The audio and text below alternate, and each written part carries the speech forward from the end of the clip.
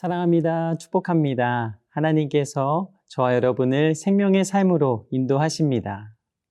주님의 십자가는 사랑입니다. 그래서 우리도 사랑해야 합니다. 주님의 십자가와 부활은 끝이 아닌 시작이었습니다. 이 세상의 구원을 알리고 진정한 사랑을 알리는 시작이었습니다. 우리는 주님의 십자가와 부활을 통해 사랑의 사명을 받았습니다. 주님이 우리에게 명하신 십자가의 사명, 사랑의 사명을 마음에 새기는 귀한 시간이 되기를 간절히 원합니다. 오늘 생명의 삶 히브리서 9장 11절에서 22절까지의 말씀입니다.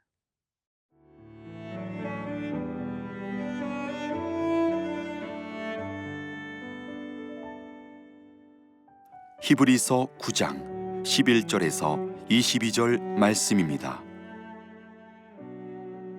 그리스도께서는 장래 좋은 일의 대제사장으로 오사 손으로 짓지 아니한 것 곧 이 창조에 속하지 아니한 더 크고 온전한 장막으로 말미암아 염소와 송아지의 피로 하지 아니하고 오직 자기의 피로 영원한 속죄를 이루사 단번에 성소에 들어가셨느니라.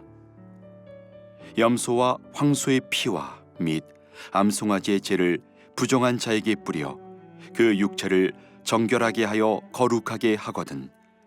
하물며 영원하신 성령으로 말미암아 흠없는 자기를 하나님께 드린 그리스도의 피가 어찌 너희 양심을 죽은 행실에서 깨끗하게 하고 살아계신 하나님을 섬기게 하지 못하겠느냐. 이로 말미암아 그는 새 언약의 중보자시니 이는 첫 언약 때에 범한 죄에서 속량하려고 죽으사 부르심을 입은 자로 하여금 영원한 기업의 약속을 얻게 하려 하심이라. 유언은 유언한 자가 죽어야 되나니 유언은 그 사람이 죽은 후에야 유효한즉 유언한 자가 살아있을 동안에는 효력이 없느니라.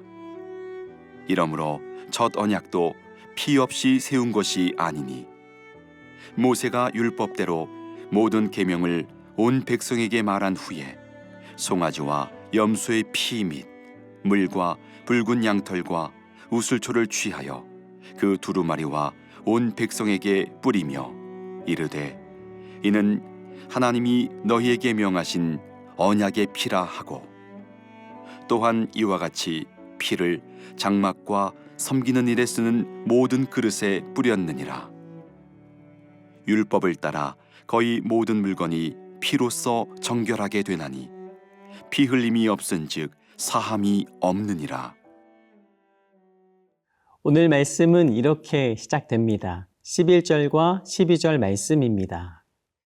그리스도께서는 장래 좋은 일의 대제사장으로 오사 손으로 짓지 아니한 것 곧 이 창조에 속하지 아니한 더 크고 온전한 장막으로 말미암아 염소와 송아지의 피로 하지 아니하고 오직 자기의 피로 영원한 속죄를 이루사 단번에 성소에 들어가셨느니라. 예수님을 통해 받은 속죄함은 구약의 제사에서 이룰 수 없었던 완전함을 이루십니다. 죄의 사함 받기 위하여서는 죄값이 반드시 지불되어야 합니다. 노예가 자신의 몸값을 지불해야 자유인이 될 수 있듯이 이 죄의 사슬에 결박된 사람이 자유롭기 위하여서는 반드시 값이 지불되어야 합니다. 레위기 24장 20절 말씀을 보면 상처에는 상처로, 눈에는 눈으로, 이에는 이로 갚으라라고 말씀하십니다. 즉 이스라엘 백성에게 더 이상도 더 이하도 아닌 같은 것을 보상해야 함을 말씀하신 것입니다. 우리의 행함도 제사를 통하여 속죄함을 말씀하십니다. 그런데 오늘 말씀을 보면 그리스도께서 대제사장의 역할과 그 제사에 쓰이는 속죄물의 역할을 동시에 하심을 말씀하셨습니다. 이를 통해 영원한 속죄를 이루시겠다. 예수님을 통하여 하나님의 음성을 듣는 성소로 들어감을 우리에게 말씀하신 것입니다. 13절과 14절 말씀을 함께 읽겠습니다. 염소와 황소의 피와 및 암송아지의 죄를 부정한 자에게 뿌려 그 육체를 정결하게 하여 거룩하게 하거든 하물며 영원하신 성령으로 말미암아 흠없는 자기를 하나님께 드린 그리스도의 피가 어찌 너희 양심을 죽은 행실에서 깨끗하게 하고 살아계신 하나님을 섬기게 하지 못하겠느냐. 예수님의 이름은 믿고 회개하면 우리 모든 죄를 깨끗게 하여 주십니다. 그리고 하나님을 섬기는 사람이 되는 기회를 우리에게 주십니다. 성령께서 역사하셔서 예수님의 보혈의 능력을 고백하는 자마다 살리시고 회복시키심을 약속하셨습니다. 성도는 이 약속을 붙잡고 살아갑니다. 회개를 통하여 내 모든 마음이 정결케 될 때 하나님이 주시는 회복의 은혜를 누립니다.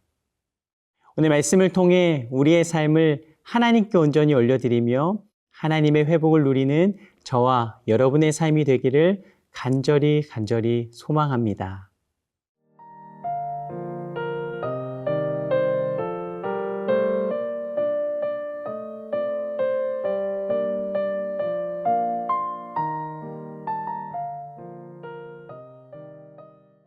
오늘의 말씀 16절에서 17절 말씀을 봅니다.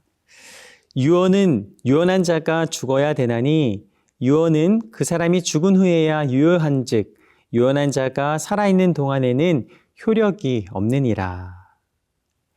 유언장에 쓰여진 글은 유언한 사람이 죽은 다음에 효력이 발생됩니다. 구약 제사의 제물을 드리는 이유에 대한 설명이기도 합니다.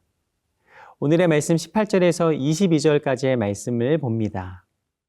이러므로 첫 언약도 피 없이 세운 것이 아니니 모세가 율법대로 모든 계명을 온 백성에게 말한 후에 송아지와 염소의 피 및 물과 붉은 양털과 우슬초를 취하여 그 두루마리와 온 백성에게 뿌리며 이르되 이는 하나님이 너희에게 명하신 언약의 피라 하고 또한 이와 같이 피를 장막과 섬기는 일에 쓰는 모든 그릇에 뿌렸느니라.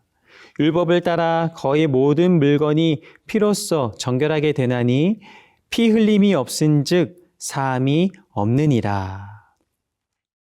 구약의 율법은 사람의 죄의 대가를 가축의 죽음을 통하여 대신 치르게 됩니다. 이는 말씀을 통해 가르쳐 주신 방법입니다. 율법을 따라 피로써 정결하게 된다. 그런데 이 방법은 사람의 죄를 가축의 피로 대신하는 상징적인 것입니다. 이 죄에 대한 대가가 되겠지만 아담으로부터 시작된 원죄의 문제는 해결이 되지 않았습니다. 내가 죄를 짓지도 않았는데 그것이 무슨 상관입니까? 이렇게 말할 수도 있습니다. 그러나 모든 사람이 죽는다는 것이 그 죄에 대한 증거입니다. 이것은 선택의 문제가 되지 않습니다. 이미 원죄는 모든 사람에게 영향을 주었습니다. 오늘 말씀 15절을 봅니다.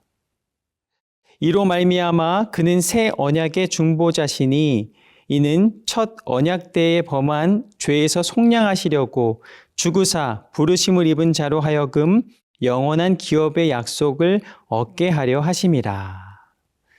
새 언약의 중보자, 즉 예수 그리스도로 말미암아 이 첫 언약 때에 범한 죄, 원죄의 문제를 해결하시고 영원한 기업의 약속의 구원을 우리에게 허락하여 주셨습니다. 로마서 6장 23절은 우리에게 이렇게 말씀하십니다. 죄의 삭은 사망이요 하나님의 은사는 그리스도 예수 우리 주 안에 있는 영생이니라. 죄로 인해 죽을 수밖에 없는 우리에게 예수님은 영원한 생명을 선물로 주셨습니다. 혹 우리 안에 이런 마음이 들 수 있습니다. 예수님을 믿어도 육신은 여전히 죽는데 영원한 생명이 무엇입니까? 죄로 말미암아서 우리의 몸은 죽습니다. 그러나 육신의 죽음은 알지만 죽음 이후의 삶은 스스로 알 수가 없습니다.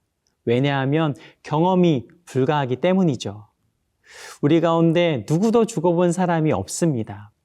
그런데 영원한 생명이 필요한 것은 영원한 하나님 나라입니다. 예수님을 믿고 생명책에 기록된 사람, 영원한 하나님 나라의 백성이 됩니다. 그리고 이것을 이루시기 위해 예수님께서 끝까지 순종으로 십자가를 감당하셨습니다. 이것이 바로 말씀의 약속을 이루신 예수님의 사랑입니다. 한 군인이 창으로 옆구리를 찌르니 곧 피와 물이 나오더라. 요한복음 19장에 그려진 예수님의 최후의 모습입니다. 예수 그리스도의 순종의 끝은 십자가였습니다. 그리고 우리를 위해 쏟으신 피와 물입니다. 십자가와 고난, 예수님은 십자가의 고난을 외면하고 우리를 사랑할 수 없으셨습니다. 하나님과 우리를 연결해 줄 유일한 길, 십자가의 죽음. 주님은 십자가를 통해 하나님의 사랑을 확증하셨고 우리는 십자가를 통해 하나님의 사랑을 알게 되었습니다. 이 하루도 하나님께서 우리에게 허락하신 그 사랑을 기억하며 주님 앞에 믿음으로 나아가는 모든 순간들이 되시기를 간절히 소망합니다. 기도하겠습니다. 하나님의 은혜와 사랑에 감사함을 올려드립니다. 우리의 모든 죄를 사하여 주시기 위해 예수님께서 친히 이 땅에 오셔서 십자가의 사랑으로 우리를 끝까지 사랑하여 주셨사오니 진정으로 감사하며 모든 찬양을 주님께 올려드립니다. 이제 나아가 이 사랑을 전하게 하여 주옵시고 날마다 주의 사랑으로 승리하는 우리 모두의 삶이 되게 하여 주시옵소서. 말씀으로 함께 하신 좋으신 하나님께 감사함을 올려드리며 살아계신 예수님 이름으로 기도드립니다. 아멘.